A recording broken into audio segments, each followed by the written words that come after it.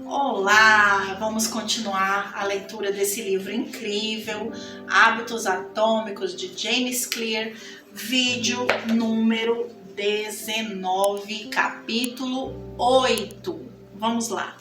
Como tornar um hábito irresistível. Na década de 1940, um cientista holandês chamado Nico Timberg realizou uma série de experimentos que transformaram nossa compreensão do que nos motiva.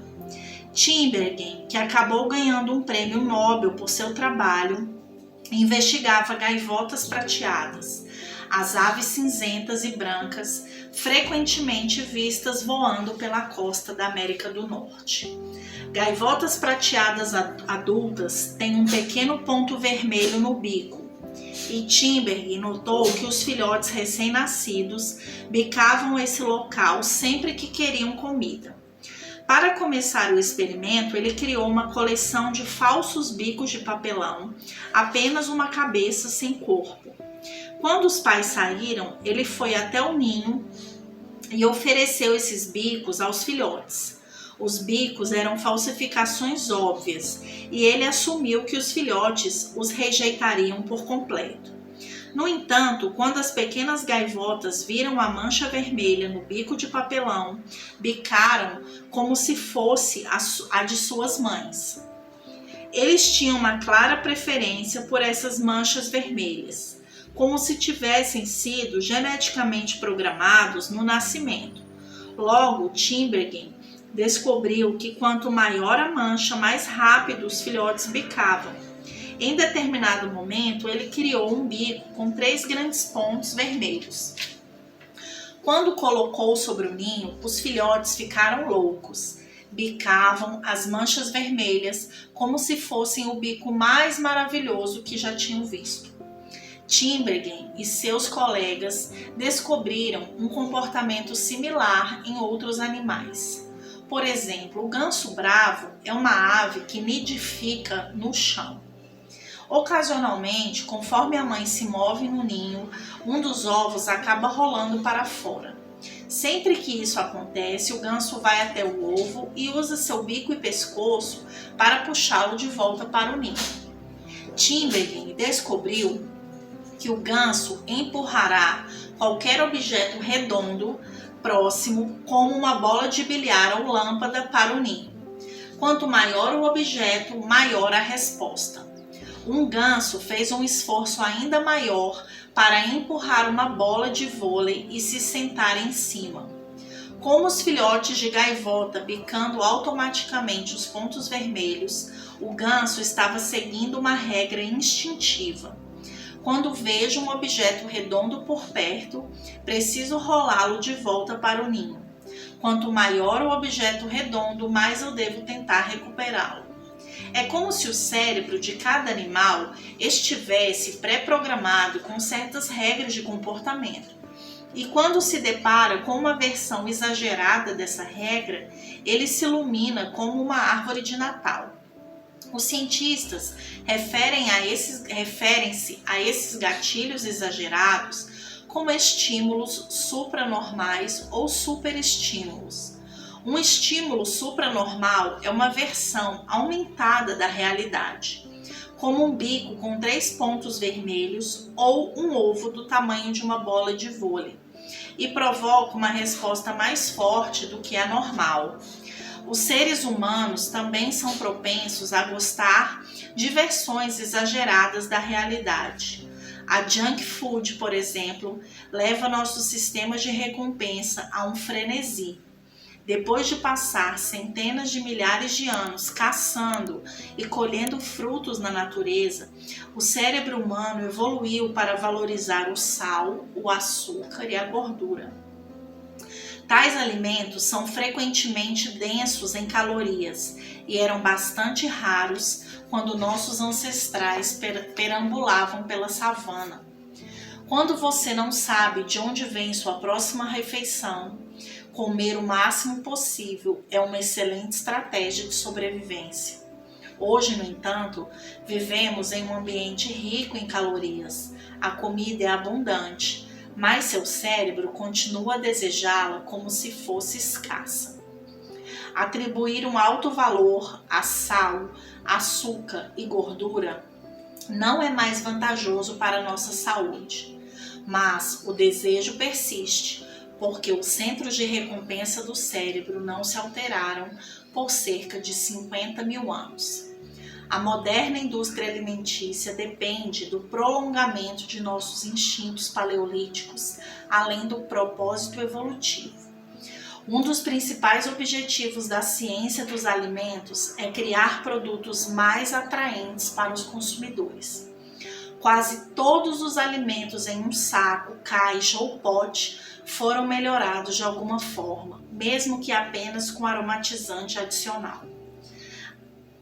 As empresas gastam milhões de dólares para descobrir o nível mais satisfatório de crocância em uma batata frita ou a quantidade perfeita de gás em um refrigerante. Departamentos inteiros se dedicam a aperfeiçoar a sensação de um produto na boca, uma qualidade conhecida como oro-sensação. As batatas fritas, por exemplo, são uma combinação poderosa, douradas e crocantes por fora, claras e macias por dentro. Outros alimentos processados intensificam o contraste dinâmico, que se refere a itens com uma combinação de sensações, como crocante e cremoso. Imagine a textura do queijo derretido em cima de uma crosta de pizza crocante, ou a crocância do biscoito recheado, combinada com seu recheio macio. Com alimentos naturais e não processados, você tende a experimentar as mesmas sensações repetidas vezes. Qual é o gosto da 17ª garfada de couve? Depois de alguns minutos, seu cérebro perde o interesse e você começa a se sentir satisfeito. Mas alimentos com alto contraste dinâmico mantêm a experiência nova e interessante, estimulando você a comer mais. Em uma análise, essas estratégias permitem aos cientistas de alimentos encontrar o ponto de felicidade para cada produto, a combinação exata de sal, açúcar e gordura que estimula seu cérebro e faz com que queira mais. O resultado, é claro, é que você come demais porque os alimentos hiperpalatáveis são muito atraentes para o cérebro humano. Como Stephen Gunnett, neurocientista especializado em comportamento alimentar e obesidade, diz: ficamos muito bons em acionar nossos próprios gatilhos. A moderna indústria de alimentos e os hábitos excessivos que ela gerou são apenas um exemplo da segunda lei da mudança de comportamento. Torne-o atraente. Quanto mais atraente é uma oportunidade, mais provável é que se torne criadora de hábito. Olhe à sua volta. A sociedade está repleta de versões altamente projetadas da realidade, que são mais atraentes do que o mundo em que nossos ancestrais evoluíram.